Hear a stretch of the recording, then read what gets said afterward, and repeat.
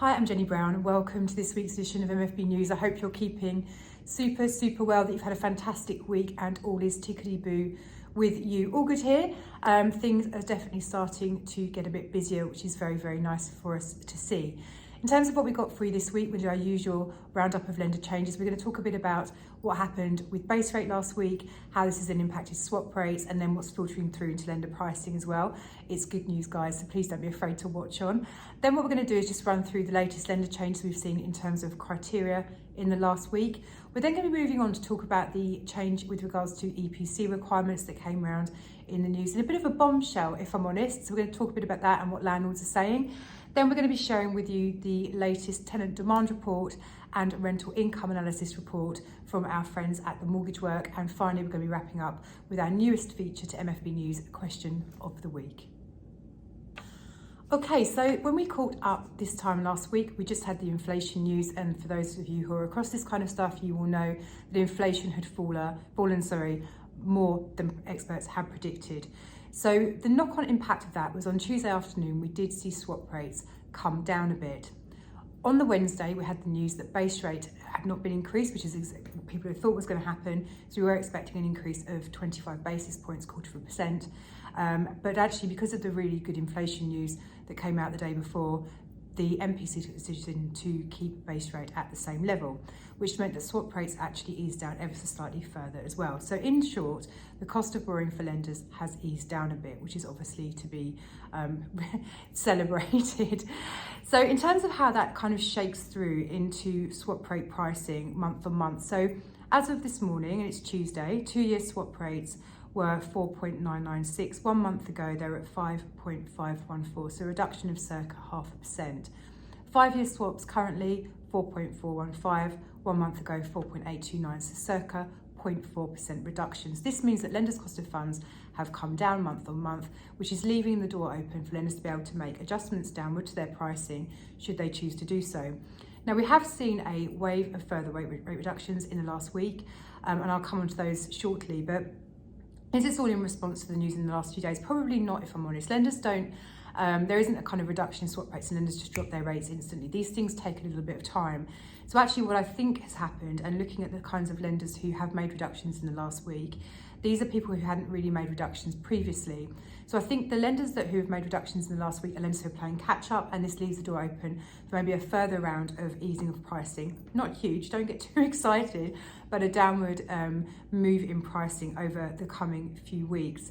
Now, one thing just to be aware of in response to, well, not just in response to this actually, but it's been sort of going this direction for a while now, but in response to base rates staying the same, the pound weakened even further to the dollar. So our exchange rate became weaker, which means that actually things where they're priced in dollars, a prime example of that would be oil, for example, has gone up. So the price of oil, among many other things, will have increased, which means that we are actually expecting that we could see a further mini wave of inflation going up before it comes down again. For those of you who are interested in the long-term view, current predictions are that inflation will be at 4.4% by the end of this year and at 2.4% by the end of 2024. So a very busy week in terms of stuff that kind of sits around the edges and filters through to mortgage pricing, but actually in the round, very positive.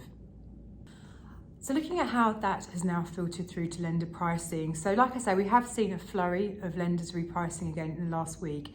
So MT Finance have reduced their rates by up to 0.21%. So they're pricing here from 6.1. I should probably just start this by saying we're going to look at the specialist lenders first this week, guys.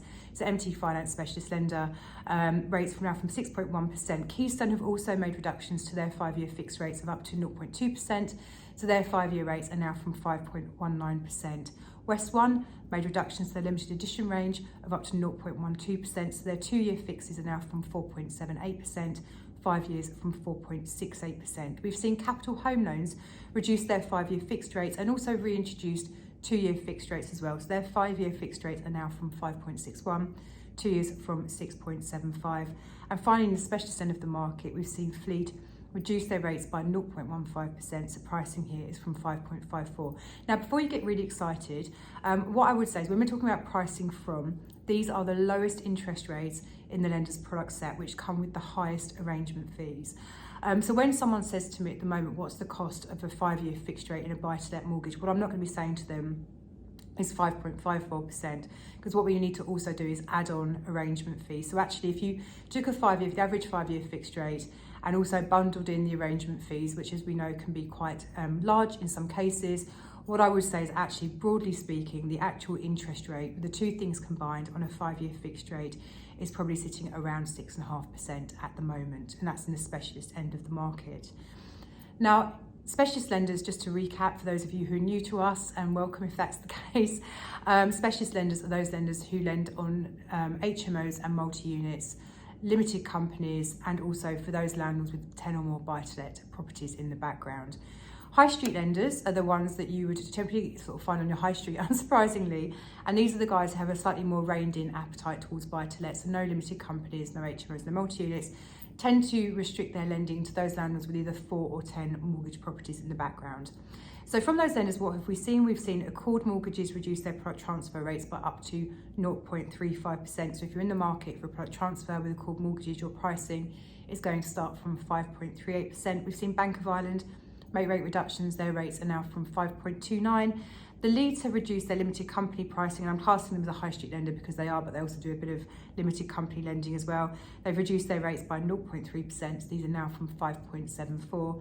And NatWest have reduced their rates by up to 0.31%, and pricing here is now from 5.39%. So another busy week in terms, sorry, I just knocked the camera, didn't I? Another busy week in terms of lender repricing. I think we're going to see more of the same next week.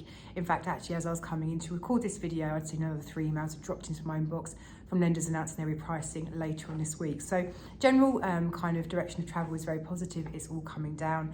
One of the questions we get asked often is how far are things going to go? And I think realistically, any changes that we're going to see going forward, it's going to be an evolution, not a revolution. So it's going to be very kind of slow and considered. So don't expect rates to be suddenly at, I don't know, 4.5%, 5% by the end of this year. It's going to be much slower than that. How far they're going to go, I mean, it'd be very hard to speculate. My kind of suspicion is we'll probably end up with specialist 5-year fixed rates sitting at around 5.5%, that kind of mark. And I think that's where things will settle into 2024. Now, one lender has made changes to criteria in the last week, and this week this has come from our friends at Precise Mortgages. So what they've done is they've reviewed their rental calculation. For those of you who are regular watchers of this video, you will know that other lenders have been doing the same kind of thing over the last few weeks, and they've brought their calculation down in certain circumstances. So the first thing they've done is said that if you're a person rather than a limited company taking a mortgage with them, and you are a higher rate taxpayer or an additional rate taxpayer, the calculation for you would be 145% coverage or 160% coverage. They've brought this down to now 140% coverage. So for those of you who are higher or additional rate taxpayers looking to borrow in your personal loans with Precise, the great news is that you can now get a greater level of borrowing per pound of rental income than you previously could, which is not bad. The other thing that they've done is they've also changed the actual interest rate they're stressing you against. So this applies to only 2-year fixed rates and 2 variable rate products. So they've brought this rate down as well. So in the round, essentially, Precise are basically looking to ensure that they're able to lend people as much money as possible while being responsible, obviously, but looking to kind of push things out a little bit in terms of how much they can get to on the debt service cover ratios. Now, it would be really remiss of me not to mention this, and I'd be surprised if any of you haven't actually heard this news already, perhaps if you live under a stone or something.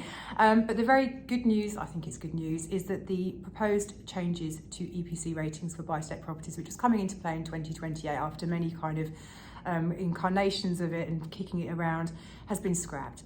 So at the moment, there is no planned requirement for landlords to have a minimum requirement above the current E rating for their buy-to-let properties going forwards. Now, some landlords have been really, really pleased to hear this bit of news because, you know, I think a lot of people are kind of facing very large bills to try and bring these properties up. The average cost of bringing a property up to a C rating or above was kind of expected to be around sort of £12,500. That's just the average. Some will be paying a lot more, and obviously some will be paying less. But if you've got 4 or 5 properties which are going to need this work, you can be talking about tens of thousands of pounds worth of work, which has been very worrying for some landlords.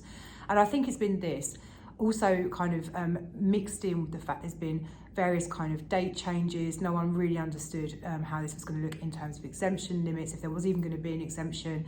A lot of confusion, a lot of uncertainty. So many landlords are really just taking the option just to sit and wait for things to kind of get firmed out before they made any changes to their property. So these guys are obviously very, very pleased. It's one less thing to worry about for the time being. The very sad news, I guess, goes to those landlords who have spent money driving their properties up to make them greener, who are now looking at it thinking that maybe that wasn't the greatest use of their money after all. Now, I think there are some kind of trade-offs to that, just thinking about things more broadly. So first of all, we know that properties with a better energy efficiency rating can drive high levels of rent. And also, if you're going to sell the property on, your property will sell for more. The second thing is that actually at the moment, green mortgage rates still exist. And I do think they will carry on. I don't think lenders are going to step away from this because actually it rewards kind of good behaviour in terms of greener properties being in the built environment, which means it's good for our carbon emissions across the country. So I think lenders, and I hope that lenders will continue with the green mortgage rate. So actually, if you have spent money getting some work done, you're feeling a bit bruised, maybe actually there is some kind of silver linings to that particular cloud. The other thing just to say is that I actually don't think it's been scrapped indefinitely. I think that if Labour come into government next year, they will want to bring that back. It's very firmly on their agenda. So the fact that the Conservative Party have taken a decision to remove this probably is more a stay of execution rather than a permanent kind of not having to do this ever again in the future. But good news for most of you for the time being.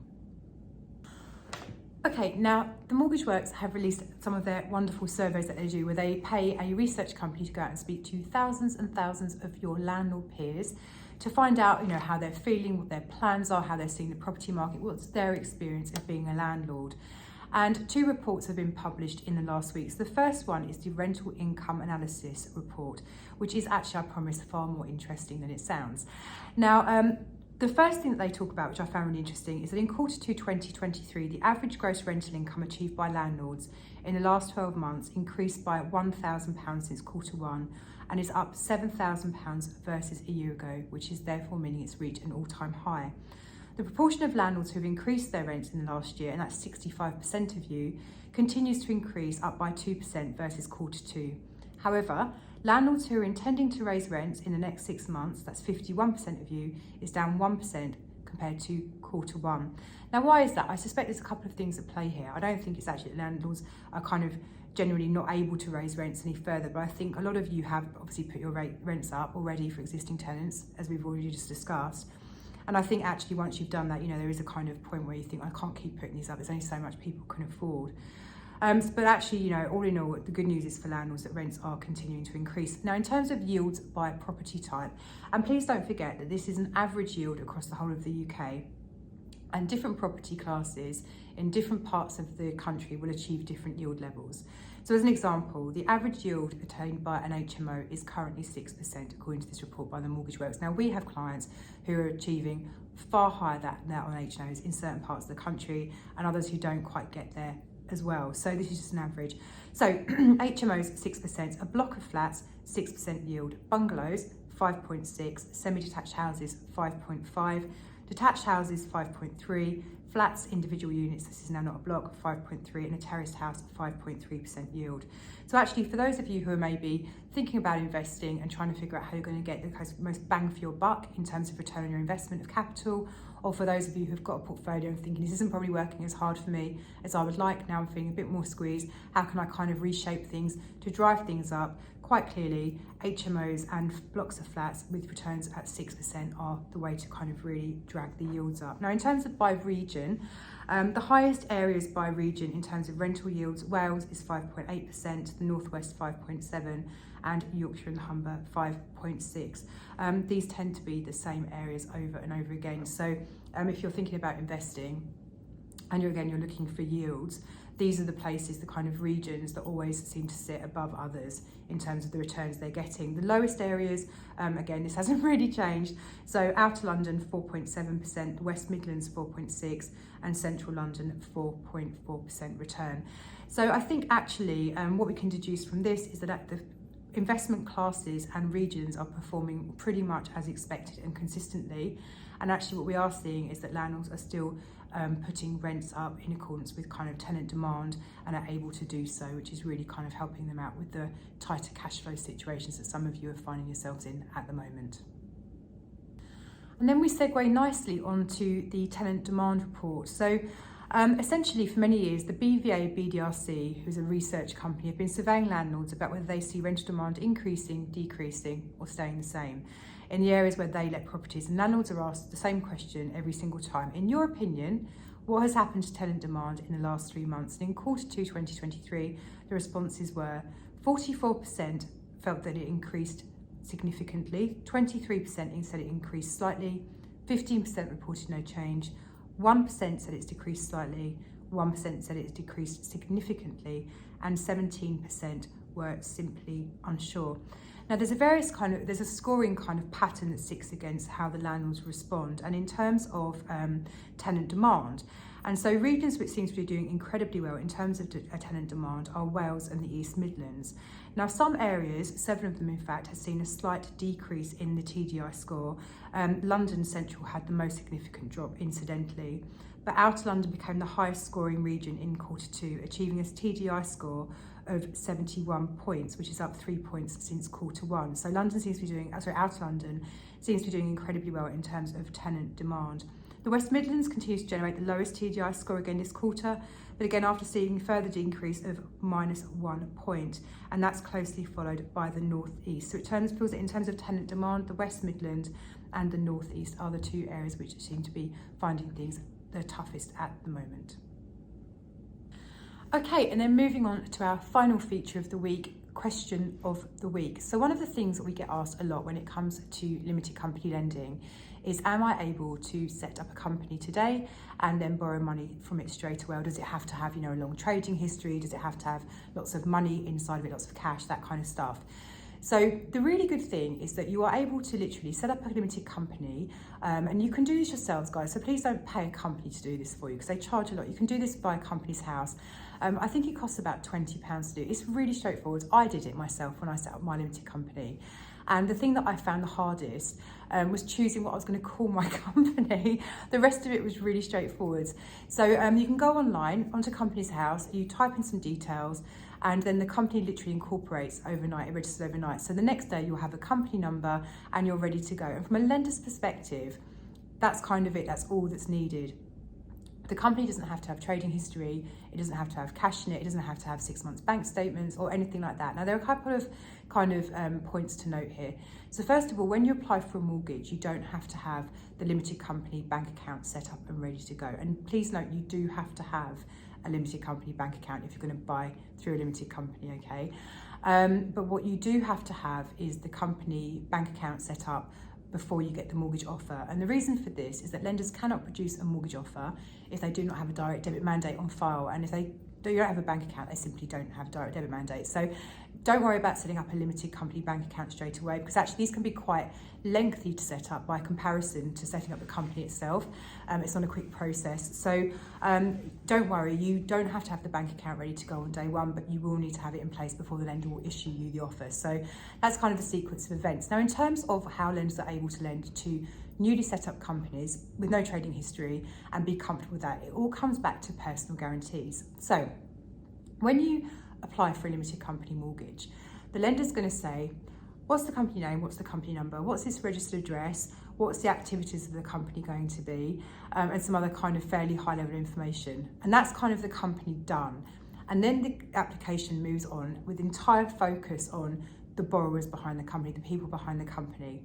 Now, in terms of how that kind of shakes out, so it all depends.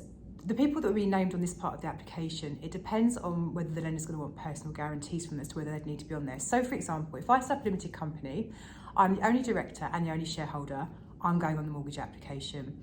If it was that the company was me and my partner, and then the shareholders, directors, and the shareholders were me and my partner and our 2 kids, it might be that some lenders would say, well, we need to take personal guarantees from all the directors and all of the shareholders, and it might be that they only take personal guarantees from the directors. So in the latter case, the only 2 people that would need to fill out the application form would be me and my partner, whereas if they wanted PGs from everybody involved, so the kids as well, all 4 of us would need to fill out the application form.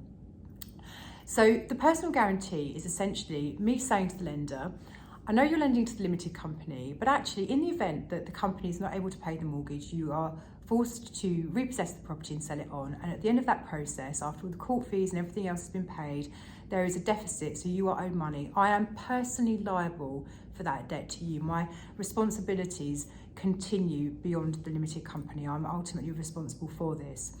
Now, because of that, actually, the buck always starts with the people who have given the personal guarantees, which is why lenders are able to look at a new company and get comfortable about lending to it, because actually the company just kind of is a wrapper that sits around the transaction, but the people who are ultimately responsible are the people who've taken your PGs from. So I hope that kind of explains that question. We'll probably do some more limited company type questions over the coming weeks. If you've got anything you think of that you'd like to know, please just leave a comment. Honestly, I'm really happy just to answer any types of questions. It's no problem at all, obviously mortgage related. But actually, if there's something specific around limited company lending or anything else, just ask away and we'll cover those off for you in the following weeks. And that's me for this week. Thank you. Thank you as always for joining me. I hope you found that helpful. And if you have any questions, I don't need to tell you. No, we'd love to hear from you. 0345 345 6788. May your week be wonderful, your weekend be full of sunshine, and I look forward to be back here with you same time next week to hopefully bring you news of some more lower mortgage rate pricing, which I think helps cheer us all up at the moment. Have a great week. Speak to you soon.